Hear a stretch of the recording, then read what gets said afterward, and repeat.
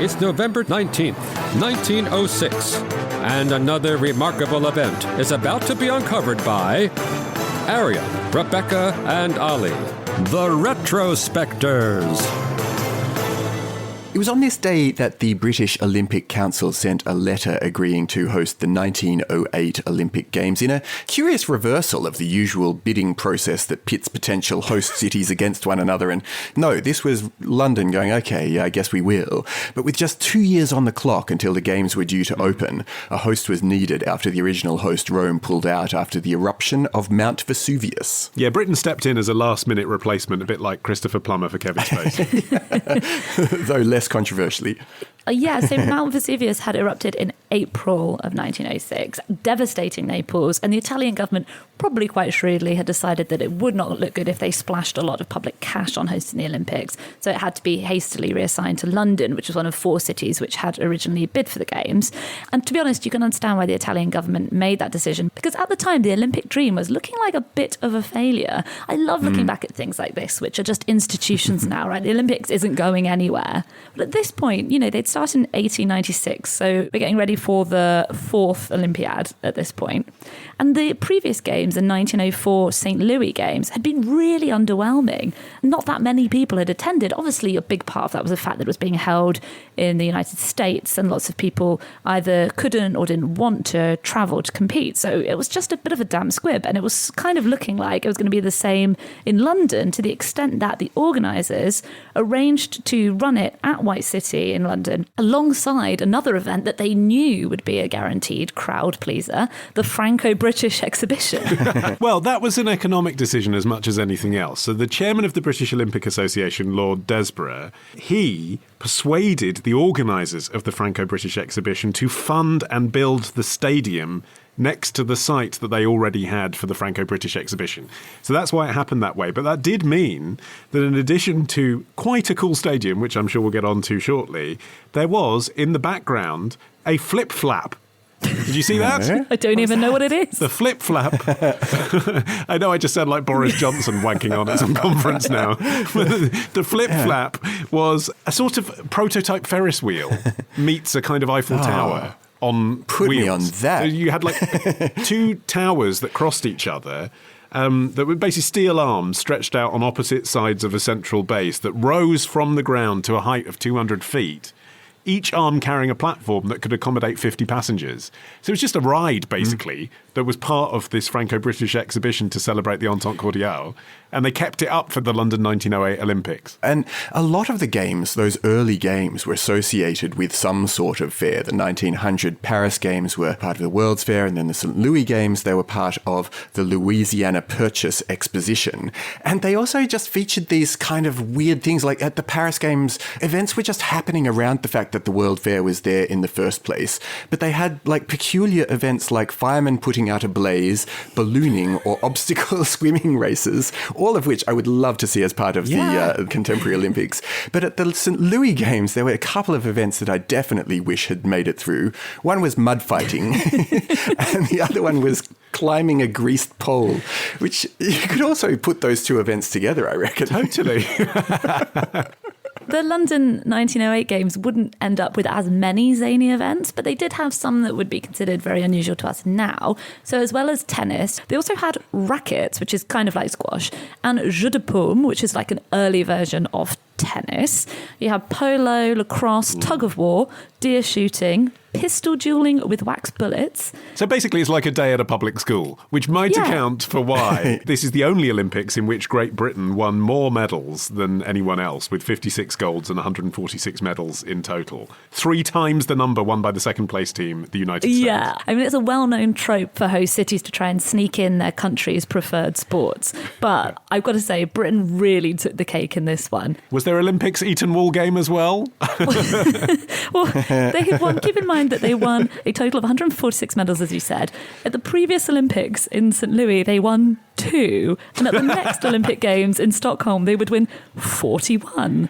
And it definitely helped that they had double the amount of athletes of any other team. I guess because of the transportation limits of the day, they just flooded the field with their own. And the absolute peak was this rackets event, right? It had 7 athletes participating, all 7 of them representing Great Britain, and they won us 7 of those 146 medals. Brilliant. But let's just talk about the stadium quickly, because I think that helps underline the sort of carnival atmosphere we're hinting at here, because I think it's the only time that the modern Olympics had the swimming pool for the swimming events dug into the stadium. I mean, how cool is that? So you had like the gymnastics. I love it. And the marathon finish line was there as well, and the track and field, and the rugby, and the swimming all happening in the same place. It's cool, but it was also a little bit disastrous because the Olympics of 1908 was this massive washout, and all of the mud from all of the other sports fields started washing into the pool that was in the centre of the stadium. Oh, is that why they had the Olympic mud fighting? Is that how they finished it off? That must be, yeah. No, but as the games wore on, the swimming pool just got swampier and swampier until by the end it was so murky that apparently competitors were colliding with one another. Just in the swimming races, you know. But beyond all this, I think these games are now known for one pub quiz fact in particular. If you remember anything from this episode, it should be this. It will come up one day. It is these games that established the distance for, Rebecca? The marathon. The modern marathon, yes. Which was calculated from Windsor Castle to White City. Because, supposedly, Queen Alexandra requested that the race start on the lawn of Windsor Castle so that the littlest royals could watch from the window of their nursery. I mean, it sounds whimsical. Sounds totally like the royal family. And it says totally like the establishment would make things happen so that is what, from thence, the marathon would be. Well, it's a quirky way of saying a distance, but beforehand, the marathon distance had been set at about 25 miles. So it was good that it was codified in some way. And this marathon in particular proved to be extremely eventful due to a controversy over the finish. So the South African runner Charles Heffron had been leading pretty much all the way. And unfortunately, he made a fatal mistake that I feel like a modern day marathon runner would not make, which was 1.5 miles from the end, he accepted a drink of champagne from a well-wisher on the route. Schoolboy era. And that gave him a cramp, understandably. You're running, you're glugging your champagne, there's all the bubbles, which allowed the Italian Dorando Pietri to surge past him.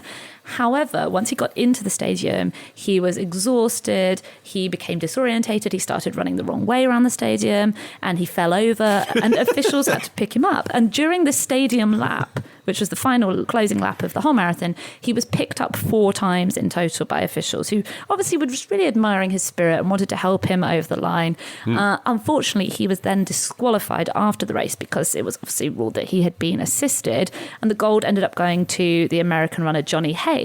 However, Pietri did win in the end, in a way. Queen Alexandra gave him a gilded silver cup as a sort of compensation prize, and Irving Berlin wrote a song about him. That's cool. It's not his best. Even so. It's written in a kind of music hall Italian dialect. I can't see it being revived anytime soon. It's no putting on the Ritz.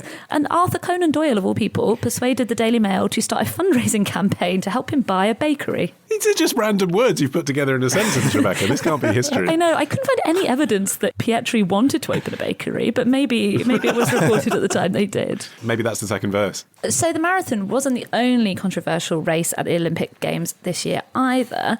The 400 metres was won by the American J.C. Carpenter. However, he was then disqualified by the British umpires because he had allegedly been obstructing the British competitor Wyndham Halswell. Very British name.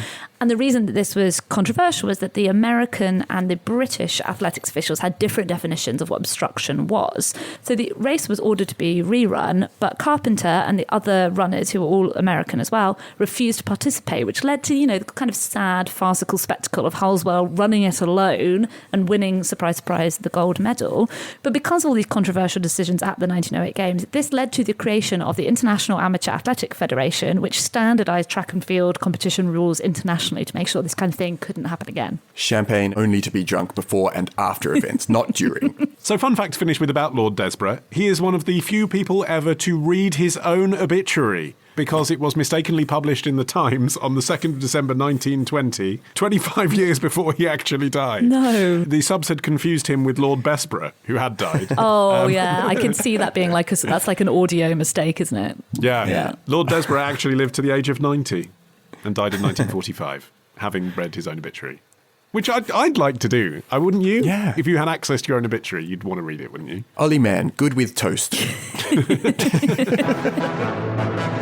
Tomorrow. Had to have 2 floppy drives or a hard disk and at least 256 kilobytes of RAM. Ditch the ads and get a Sunday episode when you join Club Retrospectors.